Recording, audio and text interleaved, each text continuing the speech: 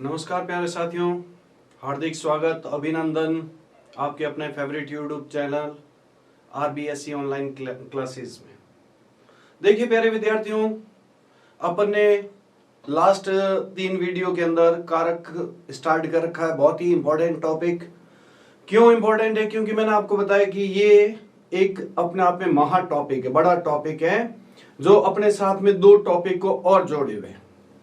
अगर आपको कारक अच्छे से समझ में आएंगे तभी आप अशुद्धि संशोधन और अनुवाद प्रकरण ये 2 टॉपिक कर पाओगे। तो अपन बहुत ही इंपॉर्टेंट टॉपिक कर रहे हैं। लगातार वीडियो को एंड तक ध्यान से देखें, अच्छे से समझें और कॉपी में नोट करते रहें। तभी, क्योंकि देखिए जो अपन ने टारगेट सेट किया है उसके लिए हमारे साथ साथ आपको भी पूरी मेहनत करनी पड़ेगी। तो आज अपन स्टार्ट करते हैं एक चौथा संप्रदान कारक। संप्रदान कारक जिसमें लगती है चतुर्थी विभक्ति। 3 विभक्तियों तक मैं आपको समझा चुका हूं। एक इसके लिए जो मैंने आपको इसका आधार पॉइंट तैयार करवाया था, विभक्तियों की पहचान, वो जरूर साथ में याद करें। आपने एक चीज नोट की होगी कि अपन ने 3 विभक्तियां करी है। उन 3 विभक्तियों के अंदर एक भी क्वेश्चन ऐसा नहीं आया जो उस पहचान से अलग हो। तो अगर आपने विभक्ति की पहचान याद कर रखी है तो आप इजीली आधा नंबर जो है वो अपना सेव कर सकते हो। और कारक के अंदर आपको मैंने पहले ही बताया था कि आपकी विभक्ति सही होनी चाहिए। विभक्ति सही होगी तब कारण का महत्व है। अगर आपने विभक्ति में आधा नंबर बना लिया तब आप कारण सही लिखोगे तो आपको पूरा 1 नंबर मिलेगा। अगर आपने विभक्ति गलत कर दी उसके बाद भले ही आप कारण सही लिखो, आपको नंबर नहीं मिलेंगे। और अपने को निकालने पूरे 4 में से 4 नंबर इस टॉपिक में से। तो आप विभक्ति की पहचान आप जरूर अच्छे से याद करें। कुछ बच्चों ने कमेंट करा कि सर प्रश्न निर्माण समझाइए। तो प्यारे विद्यार्थियों, आप कारक का फर्स्ट वीडियो देखना। उस फर्स्ट वीडियो के अंदर जब मैंने विभक्ति पहचान आपको समझाई थी, उसी समय आपको 4 नंबर का टॉपिक प्रश्न निर्माण उसी वीडियो के अंदर विभक्ति पहचान के साथ मैंने समझाया हुआ है। तो आप उस टॉपिक को, उस वीडियो को अच्छे से देखें, प्रश्न निर्माण वाला आपके क्लियर हो जाएगा। तो स्टार्ट करते हैं अपन संप्रदान कारक चतुर्थी विभक्ति। पहला पॉइंट ये कहता है कि दान के कर्म से कर्ता जिसे संतुष्ट करे, दान के कर्म से कर्ता जिसे संतुष्ट करे वह संप्रदान कारक कहलाता है। वह संप्रदान कारक कहलाता है। उसकी संप्रदान संज्ञा होती है और संप्रदान में चतुर्थी विभक्ति लगती है। जैसे कोई अमीर व्यक्ति किसी गरीब को वस्त्र देता है तो इसमें संतुष्ट होने वाला व्यक्ति कौन हो गया? क्योंकि संतुष्ट होने वाला व्यक्ति ही संप्रदान कारक कहलाएगा। तो संतुष्ट होने वाला व्यक्ति हो गया। संतुष्ट कौन होगा? जिसके पास किसी चीज की कमी हो और वो उसे मिल जाए तो क्या हो जाएगा? संतुष्ट हो जाएगा। तो यहां पर संतुष्ट होने वाला व्यक्ति कौन हो गया प्यारे विद्यार्थियों? गरीब। क्योंकि उसके पास वस्त्रों की कमी थी, उसके पास वस्त्र आ गए तो वो संतुष्ट हो गया। और संतुष्ट होने वाला गरीब व्यक्ति है तो गरीब व्यक्ति संप्रदान कारक कहलाएगा। जैसे देखिए, और इसकी मैंने आपको पहचान बताई हुई है, आय और बहुवचन हो तो भ्य। ये पहचान आप जरूर इसको ध्यान रखें। जैसे क्वेश्चन आ गया, नृपः निर्धनाय धनम ददाति, बालकः स्व मित्राय पुस्तकम यच्छति। पहला क्वेश्चन है कि राजा निर्धन व्यक्ति को धन देता है।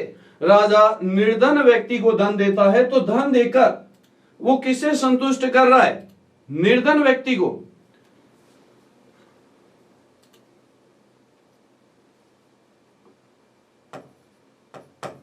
धन देकर वो किसे संतुष्ट कर रहा है? निर्धन व्यक्ति को संतुष्ट कर रहा है। तो यहां पर निर्धन व्यक्ति क्या कहलाएगा? संप्रदान कारक। तो चतुर्थी विभक्ति लगेगी निर्धनाय में, क्योंकि संतुष्ट होने वाला व्यक्ति कौन है? निर्धन है। अब देखिए मूल शब्द निर्धन, इसमें क्या जुड़ा हुआ? आय, तो निर्धनाय, इसलिए आय देखते आपको पता चल गया कि इसमें चतुर्थी विभक्ति है। फिर सेकंड क्वेश्चन है, बालकः स्वमित्राय पुस्तकम यच्छति। बालक अपने मित्र को पुस्तक देता है। मान लीजिए आपके पास एक पुस्तक नहीं है और आपके साथ वाले विद्यार्थी ने आपको पुस्तक दे दी, तो उस समय आपकी वो कमी पूरी होगी, तो आप संतुष्ट हो गए। तो संतुष्ट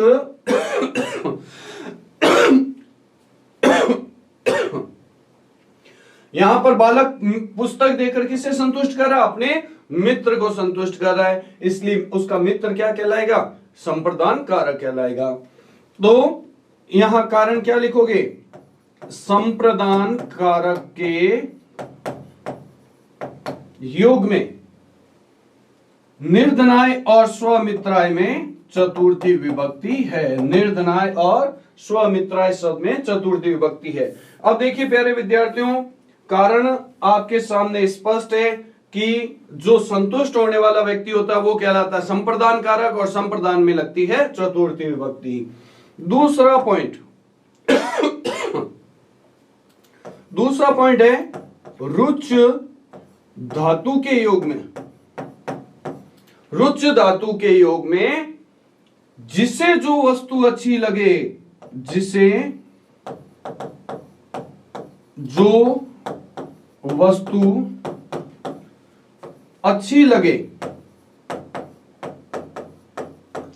उसमें चतुर्थी विभक्ति लगती है। रुच का अर्थ ही होता है अच्छा लगना। इसके अंदर जिसे जो वस्तु अच्छी लगेगी वो कहलाएगा, उसके अंदर विभक्ति लगेगी। जैसे क्वेश्चन आ गया, बालकाय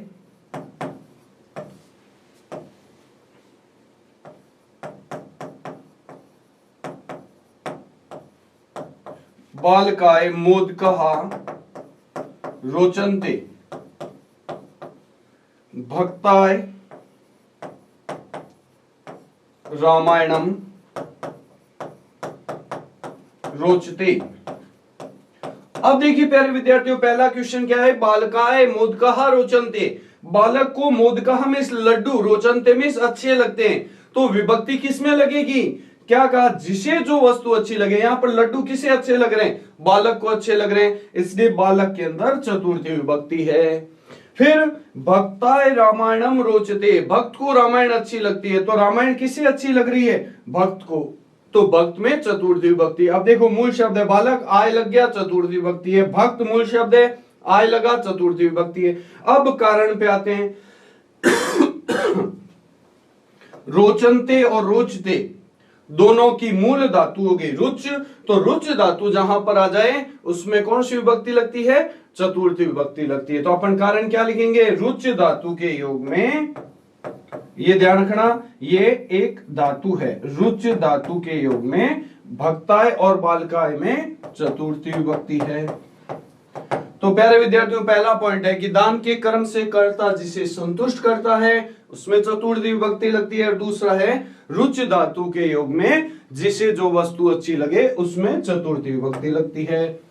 तीसरा पॉइंट मैं आपको कुछ धातुएं लिख रहा हूं, जैसे क्रुद्ध। क्रुद्ध का अर्थ होता है क्रोध करना।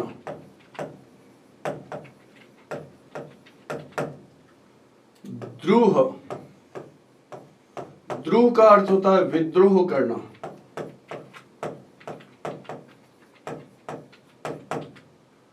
ईर्ष्य, ईर्ष्य का अर्थ होता है ईर्ष्या करना। और फोर्थ है आपके असूय। असूय, असूय मीन्स निंदा करना। क्रुद्ध, द्रुह, ईर्ष्य और असूय, ये 4 धातुएं जिस सेंटेंस में आएगी उसमें आपके चतुर्थी विभक्ति लगेगी। जैसे क्वेश्चन आ गया, पिता पुत्राय क्रुध्यति,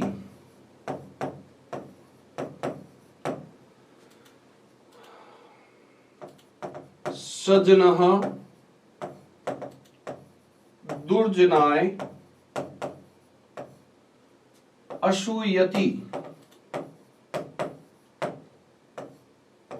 अब देखिए पहला क्वेश्चन है, पिता पुत्राय क्रुध्यति, पिता पुत्र पर क्रोध करता है। तो जैसे ही आपने देखा क्रुद्ध धातु है ये, तो अगर आपने पॉइंट अच्छे से याद कर रखा है तो जैसे ही आप क्रुद्ध धातु देखेंगे आपको पता चल जाएगा पुत्राय में चतुर्थी विभक्ति है। फिर सजनः दुर्जनाय असूयति, जैसे ही आपने देखा असूय धातु आई है, इसका मतलब दुर्जनाय में चतुर्थी विभक्ति है। और वैसे अगर अपन पहचान के अकॉर्डिंग देखें तो दोनों में आय लगा हुआ है, आय लगते ही चतुर्थी विभक्ति होती है। तो देखिए पहले में आप कारण क्या लिखोगे, क्रुद्ध धातु के योग में पुत्राय में चतुर्थी विभक्ति है, और दूसरे में आप आ जाओ लिखोगे असूय धातु के योग में चतुर्थी विभक्ति है। पहले में आ गया क्रुद्ध धातु के योग में, अब मान लीजिए क्रुद्ध की जगह आ जाए द्रुह्यति तो द्रुह धातु के योग में, और ईर्ष्यति आ जाए तो ईर्ष्य धातु के योग में। ये बहुत इंपॉर्टेंट पॉइंट है, क्रुद्ध, द्रुह, ईर्ष्य और असूय धातु के योग में चतुर्थी विभक्ति लगती है। नेक्स्ट है आपका 4th पॉइंट, स्प्रह। स्प्रह मतलब होता है स्पर्श करना। स्प्रह धातु के योग में चतुर्थी, कर्ता का जो इच्छित पदार्थ होता है उसमें चतुर्थी विभक्ति लगती है। स्प्रह धातु के योग में कर्ता का जो इच्छित पदार्थ होता है उसमें चतुर्थी विभक्ति लगती है। जैसे क्वेश्चन आ गया, बालकः पुष्पाय स्पृहयति, बालकः पुष्पाय स्पृहयति। तो जैसे देखिए बालक पुष्पों को स्पर्श करता है, तो यहां कर्ता का, बालक का इच्छित पदार्थ क्या हो गया, किसे स्पर्श करना चाहता है, पुष्पों को, तो फूल उसके इच्छित पदार्थ हो गए। और स्पृहयति की मूल धातु क्या होगी, स्पृह धातु होगी। तो आप कारण क्या लिखोगे, स्पृह धातु के योग में पुष्पाय में चतुर्थी विभक्ति है। देखिए पहला पॉइंट बताया, दान के कर्म से कर्ता जिसे संतुष्ट करे वह संप्रदान कारक कहलाता है, और संप्रदान में चतुर्थी। फिर दूसरा पॉइंट बताया, रुच धातु के योग में चतुर्थी विभक्ति लगती है। फिर क्रुद्ध, द्रुह, ईर्ष्य और असूय धातुओं के योग में चतुर्थी विभक्ति लगती है। फिर स्पृह धातु के योग में चतुर्थी विभक्ति लगती है। ये आपके 4 पॉइंट हो गए।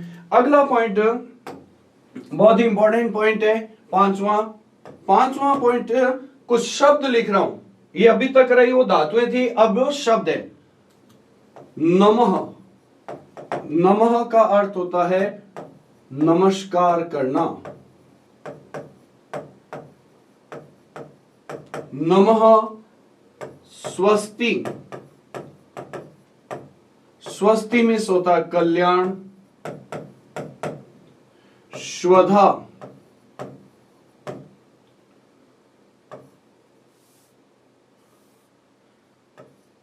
स्वह, स्वह में होता है आहुति, जो यज्ञ में अपना आहुति देते हैं। स्वधा, स्वधा में होता है हवि का दान। वषट, वषट में भी होता है हवि का दान। और अलम, अलम में समर्थ। ये शब्द जिस सेंटेंस में आ जाए, नमः, स्वस्ति, स्वाहा, स्वधा, वषट और अलम, ये शब्द जिस सेंटेंस में आ जाए, शब्द है ये ध्यान रखना, उसमें चतुर्थी विभक्ति लगेगी। अब देखिए एक चीज, अलम, अलम शब्द आपको पता तृतीय विभक्ति में भी आया था प्यारे विद्यार्थियों। तृतीय विभक्ति में उसका अर्थ था अलम मीन्स मना करना। जहां पर अलम का मीन्स मना करने के अर्थ में आएगा उसमें तो अपन लगाएंगे तृतीय विभक्ति। जहां पर अलम समर्थ यानी कि जो किसी कार्य को करने में समर्थ होता है उसमें अलम में लगेगी चतुर्थी विभक्ति। जैसे क्वेश्चन आ गया गणेशाय नमः, गणेशाय नमः हरिः दैत्येभ्यः अलम। तो देखिए प्यारे विद्यार्थियों, पहला है कि गणेशाय नमः। जैसे अगर आपने पॉइंट अच्छे से याद कर रखा है कि नमः, स्वस्ति, स्वाहा, स्वदा, अलम और वषट शब्द चतुर्थी विभक्ति में आते हैं।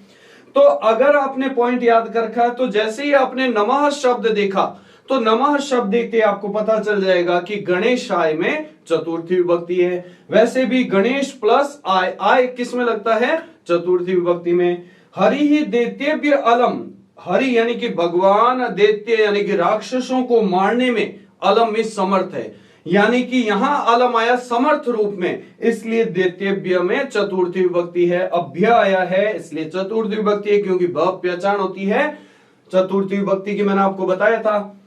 तो इसमें आप कारण क्या लिखोगे? यहां पर तो आ जाएगा नमः शब्द के योग में गणेशाय में चतुर्थी विभक्ति है, और दूसरे में आ जाएगा अलम शब्द के योग में दैत्येभ्य में चतुर्थी विभक्ति है।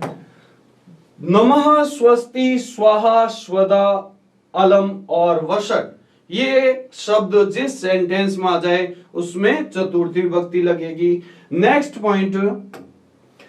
पॉइंट ये कहता है, छठा पॉइंट, कि ध्राय धातु के योग में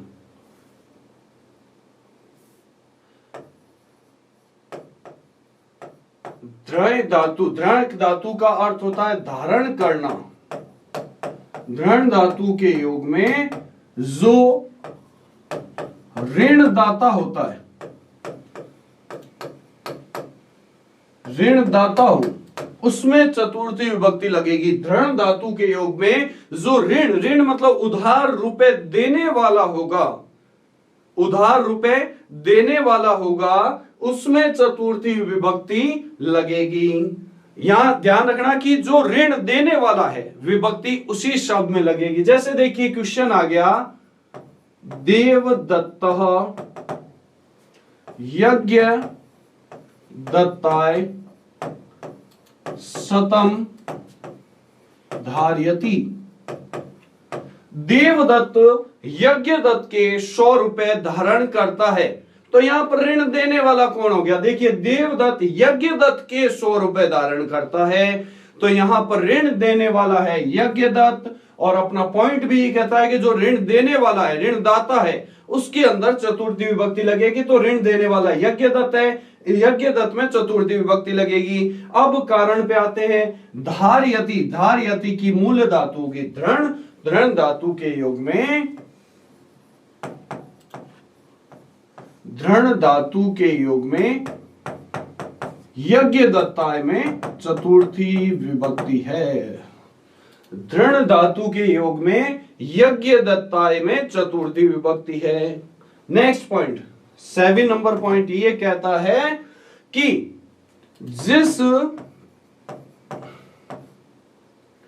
प्रयोजन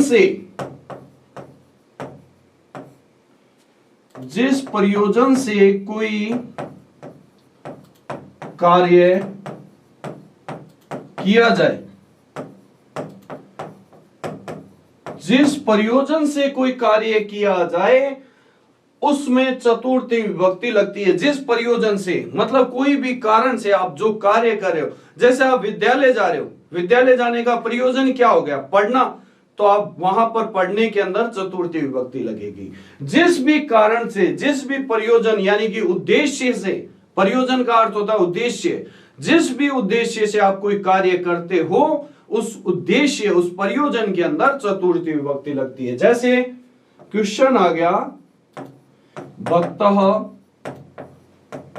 मोक्षाय हरिम भजति, भक्तः मोक्षाय हरिम भजति, भक्त मोक्ष प्राप्त करने के लिए हरिम इस भगवान का भजन करता है। तो यहां पर प्यारे विद्यार्थियों भगवान का भजन करने का प्रयोजन क्या हो गया, उद्देश्य क्या हो गया, क्यों भक्त को क्या प्राप्त करना है, मोक्ष प्राप्त करना है।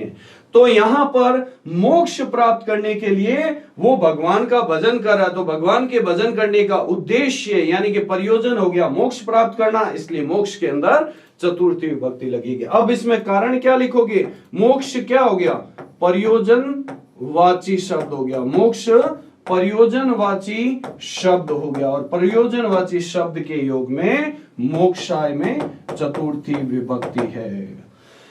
मोक्ष हो गया अपने प्रयोजनवाची शब्द हो गया, और प्रयोजनवाची शब्द के योग में मोक्षाय शब्द में चतुर्थी विभक्ति है। नेक्स्ट और लास्ट पॉइंट,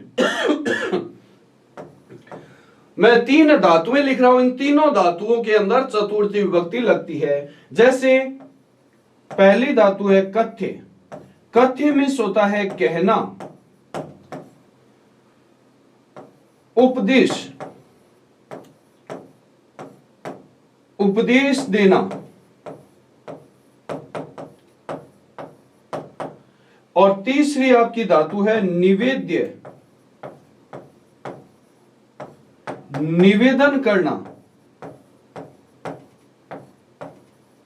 कथ्य मिस कहना, उपदेश मिस उपदेश देना, और निवेद्य मिस निवेदन करना। ये 3 धातुएं जिस सेंटेंस में आ जाए उसमें चतुर्थी विभक्ति लगती है। जैसे क्वेश्चन आ गया, सह स्व मित्राय कथयति, गुरुः शिष्याय उपदिष्टि। तो देखिए प्यारे विद्यार्थियों, पहली चीज तो ये क्लियर होगी, दोनों में आय लगा हुआ है, आय लगा हुआ है, इसका मतलब इसमें चतुर्थी विभक्ति तो क्लियर हो गई। अब आधा नंबर तो अपना शेफ हो गया, आधा नंबर अपन कारण निकालना है। तो देखिए कथयति, इसकी मूल धातु होगी कथ्य, और उपदिष्टि का मूल धातु होगी उपदिश। तो दोनों कारण भी स्पष्ट हो गए, पहले में कथ्य धातु आ गई, दूसरे में उपदिश धातु आ गई। तो अपन इसके अंदर कौन सी विभक्ति लगाएंगे, चतुर्थी विभक्ति। तो पहले में कारण आ जाएगा कथ्य धातु के योग में, कथ्य धातु के योग में स्वमित्राय में चतुर्थी विभक्ति है, और दूसरे में आ जाएगा अपने उपदिश धातु के योग में, उपदिश धातु के योग में शिष्याय में चतुर्थी विभक्ति है। तो ये प्यारे विद्यार्थियों आपका बहुत इंपॉर्टेंट एक और कारक हो गया, संप्रदान कारक, चतुर्थी विभक्ति। उम्मीद करता हूं इसमें अब आपको कोई डाउट नहीं होंगे। 8 पॉइंट है, 8 पॉइंटों को एक बार अच्छे से आप तैयार कीजिए, कॉपी में लिखिए और खुद एग्जाम्पल सॉल्व कीजिए। जितने आप एग्जाम्पल सॉल्व करोगे उतनी ज्यादा क्लियर होगी।